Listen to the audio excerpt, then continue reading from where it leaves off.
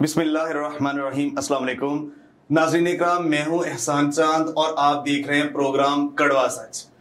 Programme कड़वा सच की आज स्पेशल एपिसोड में हम वफाकी जो बजट पेश किया गया इस हुकूमत ने, उस बजट के हवाले से आज हम फोकस करेंगे। हमारे साथ मुअज़्ज़ज़ मेहमान भी होंगे और नाज़रीन इकराम, जो ये बजट पेश किया गया और उसके साथ साथ जो हालिया कमर तोड़ महंगाई है और हुकूमत इसके ऊपर क्या कह रही है और अपोजिशन क्या कह रही है, इमरान खान साहब क्या कह रहे हैं, ये मुकम्मल कोशिश करेंगे कि ये जो बजट है ना, इस पे के ऊपर मुकम्मल फोकस किया जाए।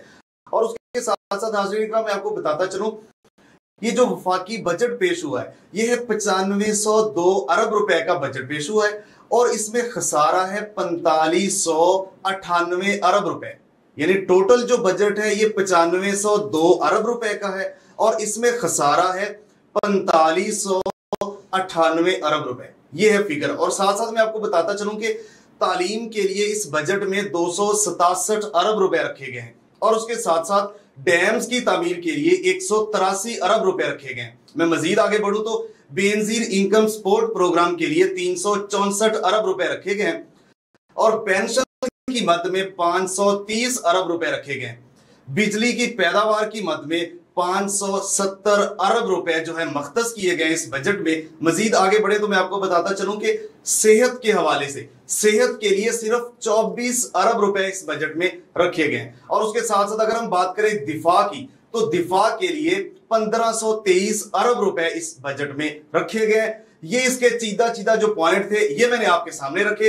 अब मजीद हम आगे बढ़ते हैं। मैं आपको अपने मुअज़्ज़ज़ मेहमानों का तारुफ करवाता हूं। हमारे साथ जो हमारे पहले मुअज़्ज़ज़ मेहमान हैं वो है जवाद अमीन कुरैशी साहब, फाउंडर मेंबर हैं पाकिस्तान तहरीके इंसाफ के, साबिक सेक्रेटरी इंफॉर्मेशन है साउथ पंजाब। हमारे साथ ये मौजूद होंगे। सर, आपको वेलकम करते हैं, खुशामदीद कहते हैं। हमारे जो दूसरे आज के मेहमान होंगे, हमारे गेस्ट होंगे मलक रिजवान आवान साहब। ये सीनियर जर्नलिस्ट है, तज्जियाकार है, आज के खसूसी नशिस्त में हमारे साथ मौजूद होंगे। सर, आपको वेलकम करते हैं, खुशामदीद कहते हैं। सबसे पहले मैं जवाद अमीन कुरैशी साहब, इनकी तरफ आता हूं। सर, आप क्या कहेंगे, कुल वफाकी बजट जो 9502 अरब रुपए का है, 4598 अरब ये खसारे में है, इस बजट का आम लोगों की जिंदगियों पर क्या असरात होंगे, क्या असर पड़ेगा, क्या कहेंगे आप? बिस्मिल्लाहिर्रहमानिर्रहीम। एहसान साहब, आपका शुक्रिया, आपने हमें एक अहम मौजू पर गुफ्तगू करने के लिए मुझे यहाँ पर अपनी पार्टी की तरफ से इनवाइट किया और मैं आप सबका मशकूर हूँ। और यकीनन तौर पर ये एक ऐसा बजट और ऐसे वक्त में बजट ये पेश किया जा रहा है जब पूरी कौम खैबर से लेकर कराची तक महंगाई की चक्की में जो है ना वो पिस रही है। वरना तो बजट हर साल पेश होते हैं और हर साल कोई ना कोई खुशी की नवीद लेके आते हैं, कोई ना कोई पैगाम ऐसा उसमें ज़रूर होता है कि जिससे आम आदमी को थोड़ा सा रिलीफ महसूस होता है। बदकिस्मती से इस साल जो बजट पेश हुआ है, जिन हालात में पेश हुआ, कौम भी जानती है, आप भी जानते हैं, ज़्यादा तफसील में जाने की ज़रूरत नहीं है। लेकिन इन इम्पोर्टेड गवर्नमेंट ने, इन इम्पोर्टेड हुक्मरानों ने जो बजट पेश किया है, उन्होंने, मैं समझता हूँ, महंगाई के हवाले से जलती पर तेल का काम किया है। आप देख लें, फिगर, फैक्ट्स एंड फिगर देख लें कि बजट से पहले हर साल इक्तिसादी सर्वे पेश होता है जो कि गुज़श्ता हुकूमत का आईना होता है कि उसने क्या कारकर्दगी पेश की। और इस साल का इक्तिसादी जो बजट सर्वे पेश हुआ है वो लास्ट वीक में जब वो बजट, वफाकी बजट पेश होने से पहले जब वो मंजर आम पर आया तो कौम ने देखा कि पाकिस्तान तहरीक इंसाफ की जो गवर्नमेंट जो गुज़श्ता साल अप्रैल तक मौजूद रही, इक्तिसादी बजट चीख कर बता रहा था कि हमारी जो माशी नमू थी वो कितनी थी, 6%, जबकि हम ओवरऑल इंडिया के मुकाबले में और दीगर खित्ते में मौजूद ममालिक के मुकाबले में तेजी से तरक्की कर रहे थे। लेकिन ये कैसे हुक्मरान आ गए, इन्होंने कैसा आदम एतमाद कर दिया कि 2 महीने के अंदर अंदर सारा मलिया मेट कर दिया और अब एक आम रेडी वाला भी कह रहा है कि मुल्क दिवालिया हो रहा है। वरना तो इमरान खान के दौर में भी महंगाई का ये लोग राग अलापते थे, लेकिन आम आदमी इतना परेशान नहीं था क्योंकि उसको कहीं ना कहीं से कुछ ना कुछ रिलीफ मिल रहा था। लेकिन ये हुकूमत तो ऐसी है कि अगर इमरान खान ने अपने 3 साल के दौर में महज 55 रुपये 58 रुपये तक का पेट्रोल 3 साल में इसने महंगा किया, इन्होंने यक लख्त आके एक ही छक्का मारा और 60 रुपये कर दिया। मैं तो हैरान होता हूँ इस बात पे कि मतलब फैसला साज कुव्वतें जो हमारे मुल्क में है वो आम आदमी को क्या समझती हैं। सर इसमें मैं मजीद देखे ना, बात यह है कि महंगाई जो थी, महंगाई तो इमरान खान के दौर में भी बढ़ रही थी और बहुत ज्यादा बढ़ी थी। आपने देखा होगा कि पेट्रोलियम मसनूआत के साथ साथ अगर हम ऑयल की और कुकिंग ऑयल की, खाने पीने के जो चीजें हैं, घी की बात करें तो आपने देखा होगा कि 150 रुपए से बढ़ के 400 450 रुपए तक भी इमरान खान के फैक्ट्स और फिक्र की बात करते हैं। तो इस हवाले से आप क्या कहेंगे? मैं ये इसी बात पे आ रहा हूँ। अब महंगाई, अगर ये बात जब हम कहते थे कि ये कोरोना की वजह से आलमी कसाद बाजारी, मईशत, आलमी माशी बहरान, उसकी वजह से हुकूमत को तल्ख फैसले करने पड़ रहे हैं, तो ये लोग हमें कहते थे कि ये जी वजीर आजम मतलब इस तरह का कसूरवार है, हुकूमत नाअहल है। लेकिन अब जब अपने ऊपर सर पे पड़ी है तो फिर वही बात कर रहे हैं कि जो आलमी के साथ गुजारी है इस वजह से। अब मैं आपको इसकी हकीकत ये बता देता हूँ। जो माशी आप तेल की बात कर रहे हैं, अगर इन्होंने तेल का बहरान के ऊपर इतना संजीदा है कि कीमत कम हो, तो इन्होंने आप इस बजट के अंदर देख लें 25 रुपए तक का फी किलो के हिसाब से घी और तेल की कीमतों में इजाफा किया है। आम आदमी जिसके घर की जरूरत है तेल, उसकी कीमत में बजाय कम करने के और ड्यूटी उसके ऊपर आयद कर दी है। और पाकिस्तान में 25 रुपए तो ये तजवीज की है, तो आपका मतलब पता यह है कि मार्केट के अंदर वो 25 नहीं होता, वो डबल होता है। सर मैं दोबारा आपकी तरफ आता हूँ, बहुत शुक्रिया। सर क्या कहेंगे मेरे दूसरे मुअज़्ज़ज़ मेहमान जो चीफ गेस्ट हैं मलिक रिजवान अवान साहब, सर क्या कहेंगे सेहत के लिए सिर्फ 24 अरब रुपए और उसके साथ साथ तालीम के लिए 267 अरब रुपए, क्या ये इन दो अहम शोबा जात के लिए ये इतना बजट काफी है? सर क्या कहेंगे? बिस्मिल्लाहिर्रहमानिर्रहीम। बहुत मेहरबानी जनाब, आपने हमें इस प्रोग्राम में इन्वाइट किया। मैं ये समझता हूँ कि गुज़श्ता 73 सालों में बजट के नाम पे आवाम के साथ हमेशा हेर फेर किया जा रहा है। अच्छा, जब भी जिस भी हुकूमत ने बजट पेश किया तो मैं बिल्कुल इस चीज़ को सेकंड नहीं करूँगा कि कभी भी किसी बजट में आपके लिए कोई खुशाइन बात नहीं रखी गई। और बदकिस्मती से 73 साल में आपका जो लिटरेसी रेशो है आज भी सरकारी आदाद शुमार में तो वो आपको 90% दिखा रहे हैं, लेकिन हकीकत ये है कि वो 24% से ऊपर नहीं जा सका। इसी तरीके से आप देख लें कि जो आपका मुल्तान के अंदर देख लें कि जो कार्डियोलॉजी हॉस्पिटल है वो साबका गवर्नमेंट किसी भी हुकूमत की तरजीहात में शामिल नहीं रहा, उसकी एक्सटेंशन नहीं की गई। उसके मुकाबले में आपके मेट्रो वन के जो है मेट्रो का जो प्रोजेक्ट है वो मुकम्मल कर दिया गया, ट्रांसपोर्टेशन के ऊपर दे दी गई। किसी भी हुकूमत ने कभी भी संजीदगी से सेहत और इसके ऊपर तालीम के ऊपर कोई काम नहीं किया, जिसकी बुनियादी अब आप देखें। मैं माजरत कहूँगा अपने दोस्त से कि इमरान खान की हुकूमत आई, PTI की हुकूमत आई, उन्होंने सबसे पहले कट डाउन किया आपके जो मुफ्त अद्वियात थी अस्पतालों में उनके ऊपर। अच्छा, अब निश्चित हॉस्पिटल में आप चले जाएं तो वहाँ हालात ये हैं कि जो मरीज़ हैं उनको रखने की जगह नहीं है, और चले जाए कि उनको मुफ्त अद्वियात, मैं ये समझता हूँ कि उनको तो मेरा ख्याल है वहाँ कोई मुनासिब देखभाल करने वाला भी कोई नहीं है। तो किसी भी हुकूमत की कभी भी तरजीह नहीं रही कि वो आवाम को सेहत और इसमें तालीम के मामले में कोई बेहतर सहूलत है। सर ये जो आप नेशनल हॉस्पिटल की बात की, ये एशिया का बहुत बड़ा और बहुत मारूफ हॉस्पिटल है, तो इसके ऊपर तो किसी हुकूमत ने भी तवज्जो नहीं दी, ये तो हकीकत है जी। कि मैं ये कहूँ, देखिए निस्टर 2 आपका बन रहा है।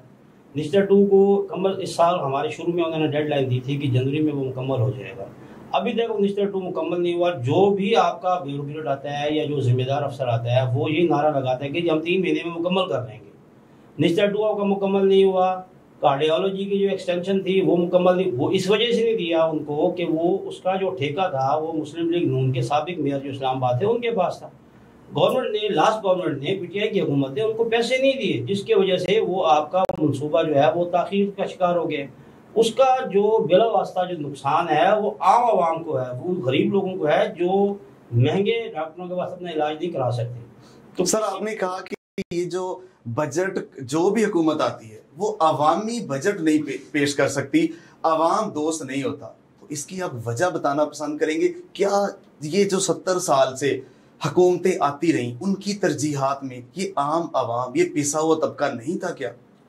कि जो भी हुकूमत आई है जी उनकी पहली तरजीहात ब्यूरोक्रेसी को अपग्रेड करना होता है। इस बजट में भी आप देख लें कि उनके जो आपके 15% उनका इजाफा किया गया आम मुलाजमीन की तनख्वाहों में, उनके अलाउंसेज में। ब्यूरोक्रेसी को 150% तक इजाफा दिया गया। और जो पुलिस आपकी रखवाला है, जो आपके हर वक्त आपकी हिफाजत में मामूर है, उनके लिए कोई अपग्रेडेशन के लिए कोई मनसूबा नहीं दिया गया इनकी तरफ से।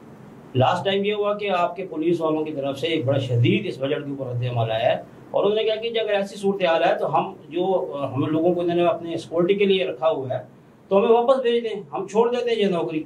हम भी इंसान हैं, इस महंगाई का हम भी बराह रास्त शिकार हो रहे हैं।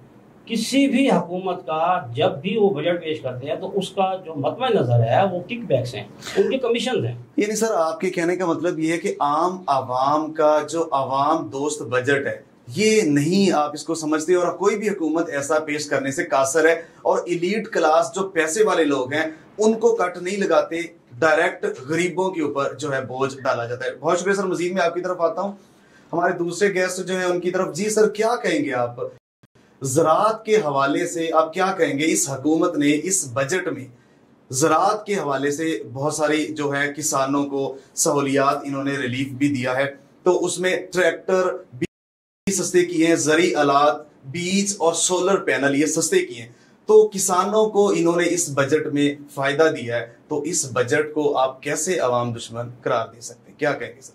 मैं बड़ा आपका अच्छा सवाल है इस ज़िमन में कि हम लोग बड़े हल्फी अंदाज में कहते हैं कि हमने जहां सेहत के ऊपर सेहत कार्ड मुतारफ कराया था इनकलाबी, अभी भी इस हुकूमत का शुक्रिया कि उन्होंने इसको बहाल रखा है, लेकिन दबाने की कोशिश कर रहे हैं। वहां पर हमने ज़राअत के ऊपर किसान कार्ड मुतारफ कराया था, और उसका असर ये हुआ कि आप जो मैं इक्तिसादी सर्वे की मैं गुज़श्ता साल की बात कर रहा हूँ, उसके अंदर वाज़े तौर पर लिखा हुआ है कि पाकिस्तान की 4 बड़ी फसलें जो है ना अपनी नौईयत की 30% पूरे मुल्क में ज्यादा उनकी जो है ना ज़राअत हुई है, वो पैदा हुई है, गन्ना, कपास वगैरह जो है।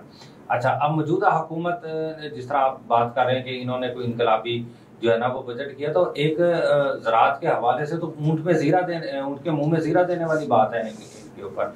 और आपका क्या ख्याल है कि वो सतही निचली सतह तक आम किसान तक वो रिलीफ पहुंचेगा?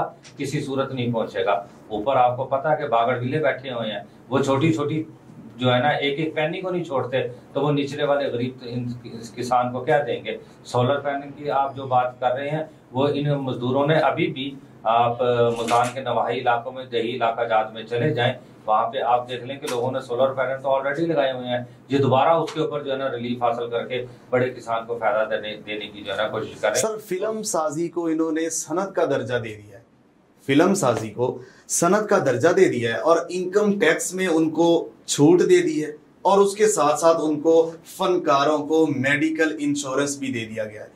आप क्या कहेंगे, क्या हुकूमत की तरजीहात किस तरफ जा रही हैं, क्या देखेंगे, क्या कहेंगे इसको आप? अच्छा, इसमें 2 राय मौजूद है। एक तो ये कि जो फिल्म साजी की जो सनत है ना, वो वाकई इसमें हमें बहुत ज़रूरत थी कि हम इसमें पहले कुछ पेश, मेरा अपना ये एक नुक्ता नज़र है कि रिलीफ देते। आप देख लें कि मीडिया बड़ा वास्ट हो चुका है इस वक्त, सोशल मीडिया की जो एक वॉर चल रही है, सोशल मीडिया का जो एक ऐसे इनकलाब जो बर्पा हुआ है, उस सूरत हाल के अंदर हमें ज़रूरत है कि हम इस मीडिया को मज़ीद जो है ना वो तरक्की दें। तो मैं पर्सनली इसको जो है ना अप्रिशिएट करता हूँ, लेकिन अगर आप हुकूमत की तरजीहात की बात करते हैं, नहीं सर, मीडिया को नहीं, इन्होंने मीडिया को रिलीफ नहीं दिया, ये मैं ओवरऑल उस तरफ एक कदम जरूर बढ़ाया है, एक कदम जरूर बढ़ाया है। आप इसके ऊपर देख लें कि बड़ा मेरा भी कुछ ना कुछ इंटरेक्शन रहा है मीडिया के लोगों के साथ, और सोशल मीडिया और इलेक्ट्रॉनिक मीडिया के साथ मेरा कुछ पर लिंक्स भी मौजूद हैं। तो वहाँ के हवाले ये कि लोगों को अगर हम सहूलत देंगे तो इसके अंदर नई नई इनिशिएटिव जो है ना वो आ सकते हैं। बात फिर वही है कि हुकूमत, मेरे जो फाजिल दोस्त हैं उन्होंने बात की कि आम आदमी को बजट, भाई बजट आम आदमी के लिए बनता है, पहुंचता नहीं है आम आदमी तक। जो आम आदमी तक पहुंचाने के जराए हैं वो बीच में ही इसको जो है ना वो गायब कर देते हैं, और फिर आम आदमी के हाथ में जो है ना वो, जिस तरह आजकल मोटरसाइकिल वाले हैं तो वो साइकिल ढूंढते फिर रहे हैं, और जो साइकिलों पे थे वो बेचारे पैदल होते जा रहे हैं। तो आम आदमी तो तनज़ली का शिकार है। जब तक आम आदमी को नहीं फायदा पहुंचेगा, मेरा नहीं ख्याल कि आम बजट की जो है ना कोई अच्छी तारीफ कर। सर, मजीद आगे बढ़ते हैं। अभी प्रोग्राम में वक्त हुआ चाहता है ब्रेक का, और ब्रेक के बाद मिलते हैं। देखते रहिए प्रोग्राम कड़वा सच।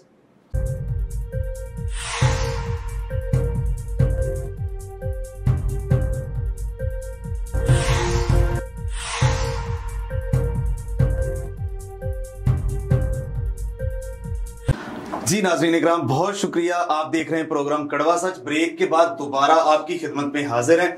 हमारे साथ मुअज़्ज़ज़ जो मेहमान मौजूद हैं, उनसे बजट के हवाले से हम गुफ्तगू कर रहे हैं। जी सर, क्या कहेंगे आप? सेल्स टैक्स जो है इसमें इजाफा कर दिया गया। ये सेल्स टैक्स आपको पता है जरदारी साहब ने स्टार्ट किया था, तो अब इस हुकूमत ने इस बजट में इसको बढ़ा दिया है और उसके साथ साथ प्रॉपर्टी की खरीदो फरोख्त के ऊपर भी टैक्स लगा दिया गया है और उसके साथ साथ मजीद में बताऊं कि किराए की आमदनी के ऊपर भी टैक्स लगा दिया गया है। सर क्या कहेंगे इस बजट में इन अहम चीजों के ऊपर जो टैक्स लगाया गया? जी, ये पहली दफ़ा नहीं हुआ, हर दफ़ा ये होता है। और आप जब भी देखेंगे तो जो रियल स्टेट वाले हैं वो भी आपको रोते दिखाई देंगे। हर बजट में उनके ऊपर ज़रूर टैक्स लगाया जाता है। सेल्स टैक्स की मद में लगाया जाता है, दूसरे आपके इनकम टैक्स की मद में लगाया जाता है। कोई नई बात नहीं है हमारे लिए। बात ये है कि हम ये चाहते हैं कि ये जो बजट है इसका जो आप टैक्स कलेक्शन आपके पास आता है, जो रेवेन्यू आता है, क्या उसका फ़ायदा बराह रास्त आवाम तक है? ये बिल्कुल नहीं है।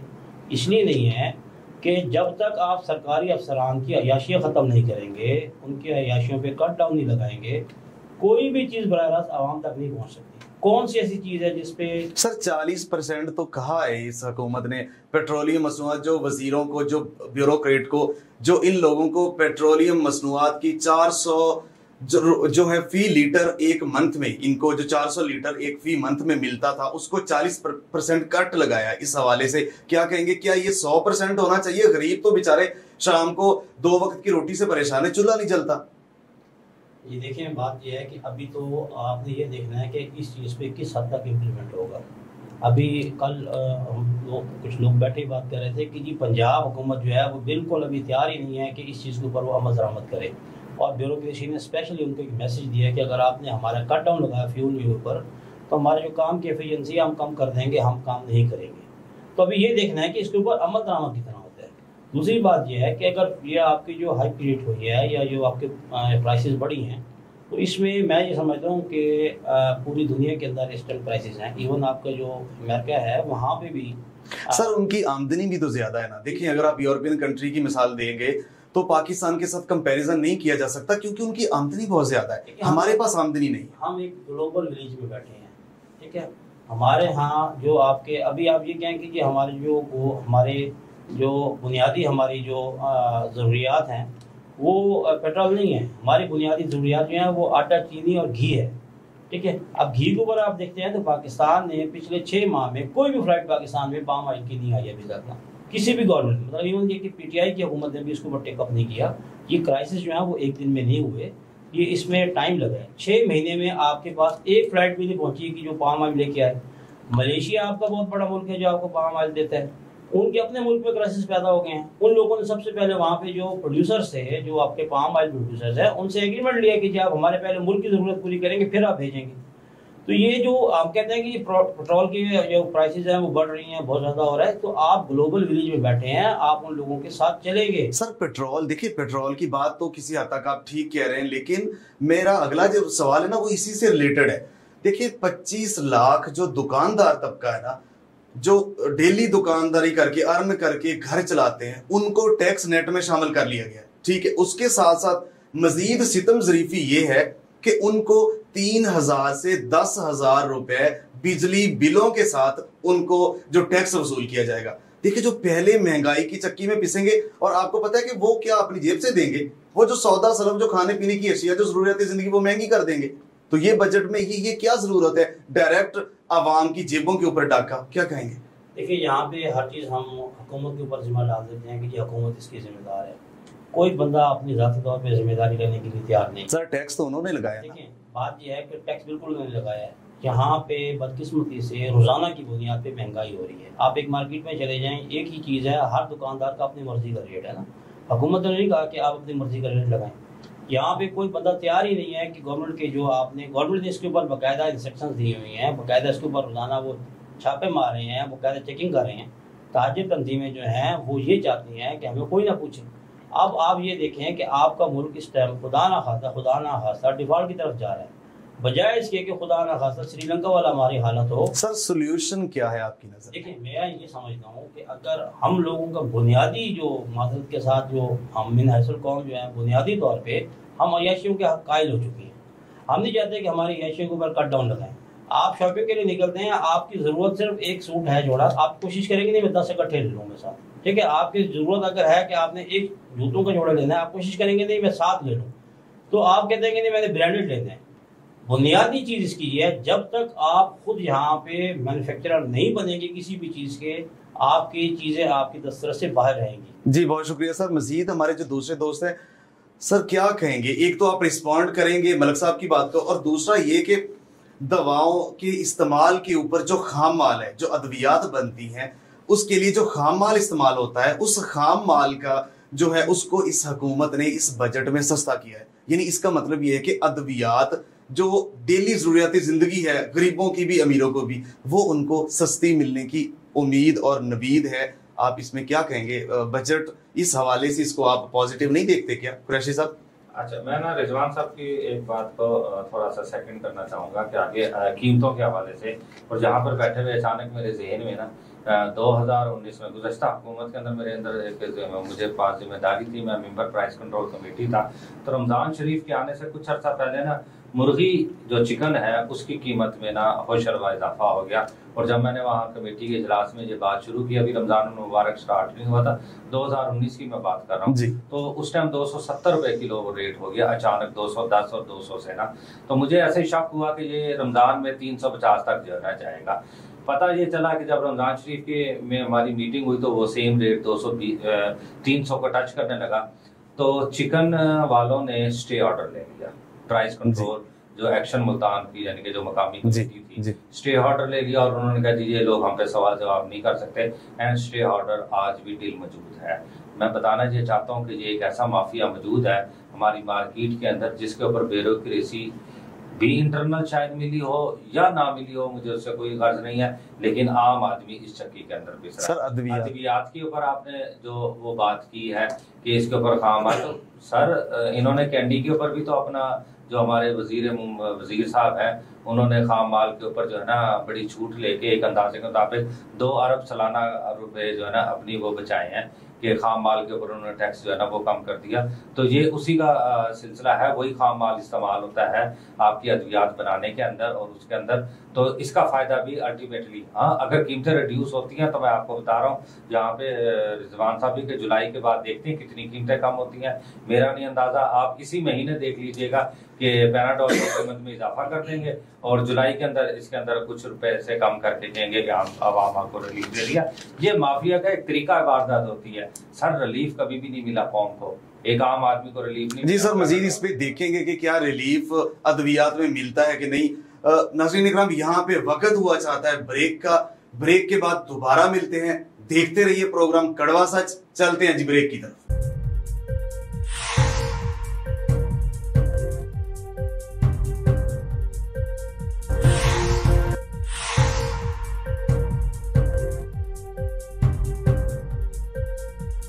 जी नाज़रीन इकराम, वेलकम बैक। आपको दोबारा खुशामदीद कहते हैं प्रोग्राम कड़वा सच में। हमारे साथ मुअज़्ज़ज़ मेहमान मौजूद हैं। बजट के हवाले से, महंगाई के हवाले से, हुकूमत की मौजूदा कारकर्दगी के हवाले से आज गुफ्तगू हम आपके सामने रख रहे हैं, खुसूसी प्रोग्राम बजट के हवाले से।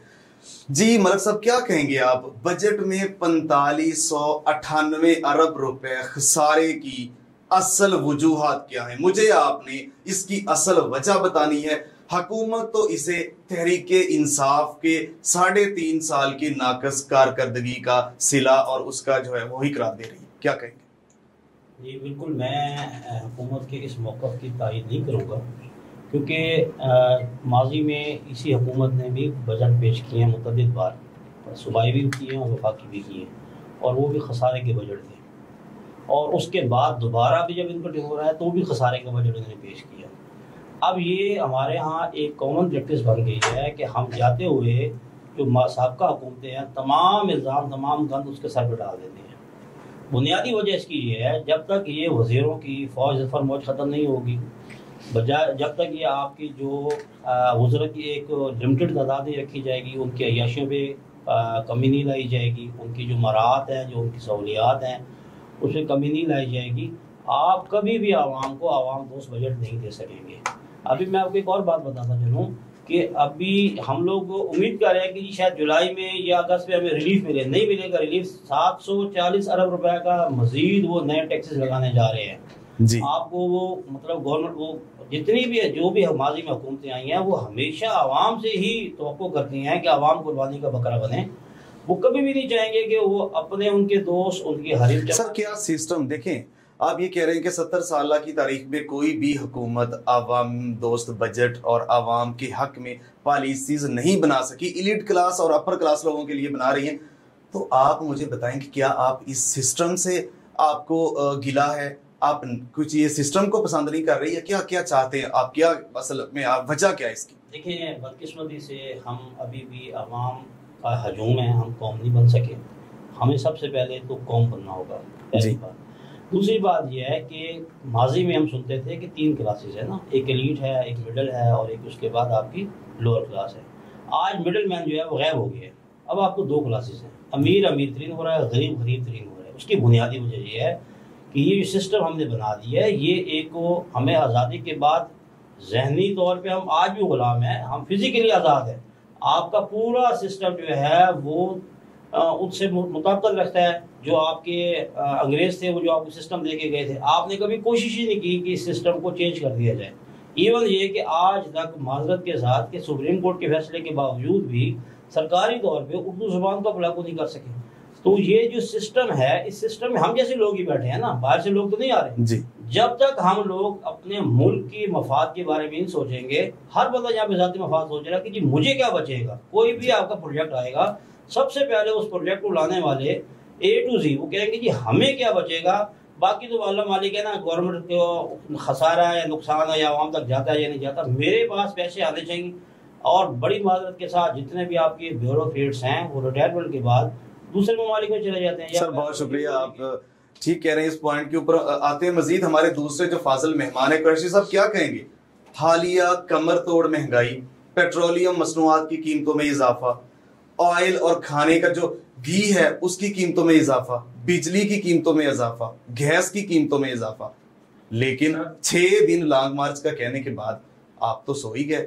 क्या कहेंगे इस हवाले से? क्या आपको इसके ऊपर रिव्यू नहीं करना चाहिए? आवाम तो अब तंग आई हुई है।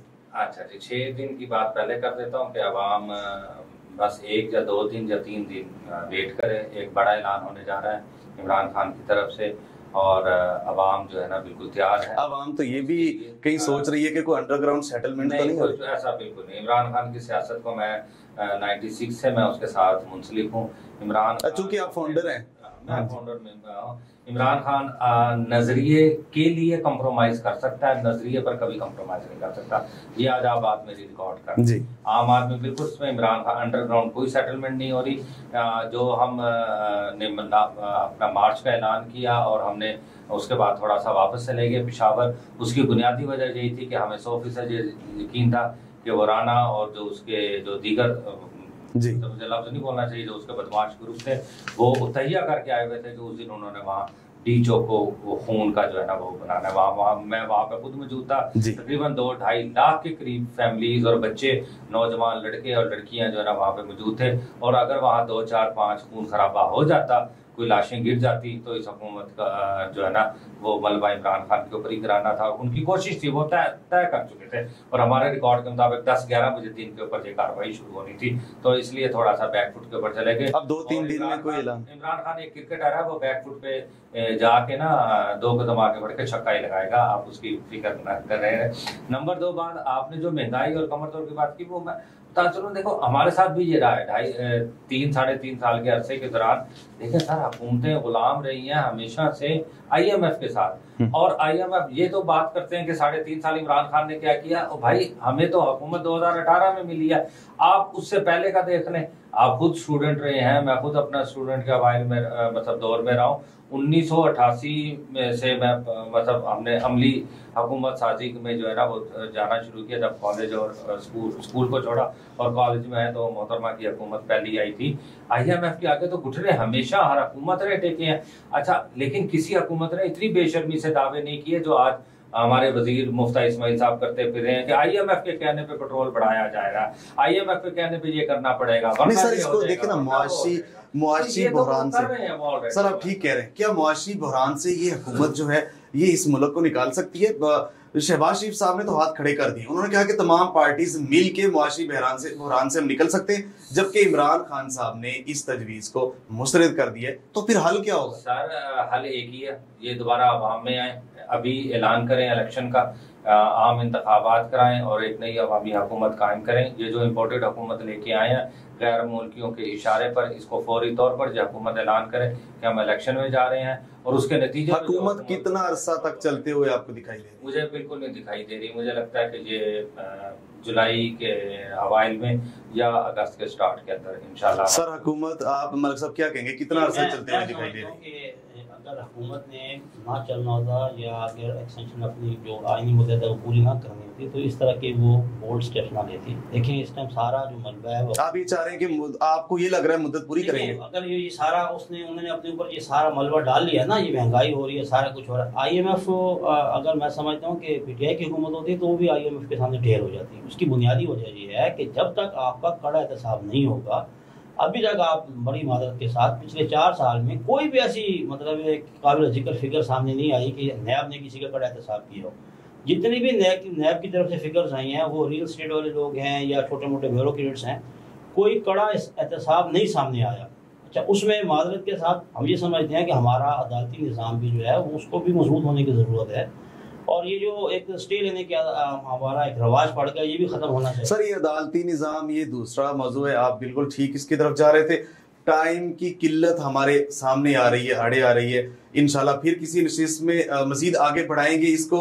और नाज़रीन इकराम, आपको आज की स्पेशल एपिसोड कैसी लगी ये आपने हमें फीडबैक से भी आगाह करना है, और उसके साथ साथ मैं दोनों मुअज़्ज़िज़ मेहमानों का, चीफ गेस्ट का शुक्रिया अदा करता हूं कि उन्होंने अपने कीमती वक्त से हमें टाइम दिया और इस अहम मौजू के ऊपर हमने मिलकर गुफ्तगू की और कोशिश की कि इसके अंदर से कुछ सोल्यूशन निकाल सके। जैसा कि मलिक साहब ने कहा कि इस निज़ाम में जैसा जब से पाकिस्तान बना इसके अंदर बहुत सारी खामियां थी, हम वही अंग्रेज वाला लेके चल रहे हैं, मजीद इसमें बेहतरी की गुंजाइश है। मैं भी एग्री करता हूं, बेहतरी की गुंजाइश है। और जो हुकूमतों में कुरैशी साहब ने भी कहा कि साबका हुकूमतों की तरफ से और मौजूदा हुकूमत ने जो महंगाई की, ये तो अवाम फैसला करेगी कि अवाम क्या देख रही है। ये जो 2 हफ्तों के अंदर, 1.5-2 महीनों के अंदर महंगाई की कमर तोड़ एकदम से ये लहर आई है, इसकी वजह यही है, साबका हुकूमत है, आजादी है, गुलामी है, क्या है, फैसला आपका। तमाम दोनों मेहमानों के आर्गुमेंट, इनके पॉइंट्स मैंने आपके सामने रख दिए।